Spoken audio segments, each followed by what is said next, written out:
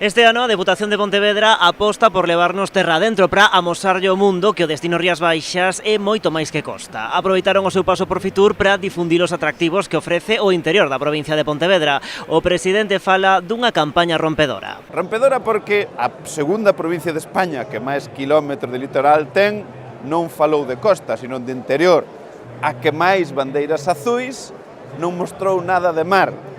A provincia das bateas, non hai bateas, a das illas, Ons ou Arcís non apareceron as illas. A máis soleada de todo Galicia non houve mar, senón que foi todo terra, interior. Por primeira vez houve unha presentación dunha campaña na que non apareceu nada de mar. Unha aposta polo territorio máis descoñecido da provincia para que a acción turística de Rías Baixas chegue aos 61 concellos pontevedreses. Todo isto baixo o lema Cando volves. Ven a recoller ese sentimento de hospitalidade, esa acolledores que somos en Galicia e logo, por suposto, queremos, porque así o recolle a nosa estrategia, levar todo o turismo a toda a provincia, aos 61 concellos da provincia. Os 61 concellos son Rías Baixas e no interior de Galicia pois hai moito que descubrir, moito que ver.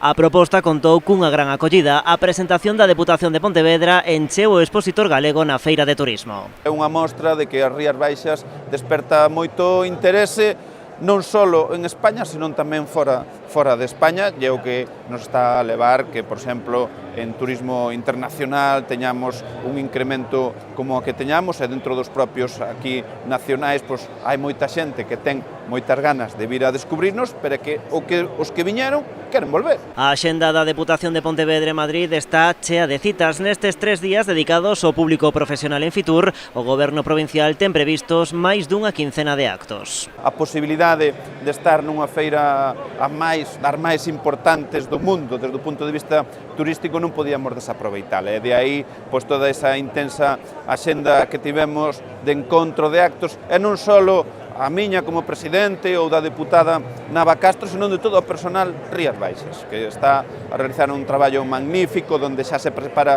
con unha antelación moi grande pois todo ese tipo de encontros. E avanza López que logo de Fitur a Deputación seguirá a desenvolver a súa acción turística desta volta en Berlín.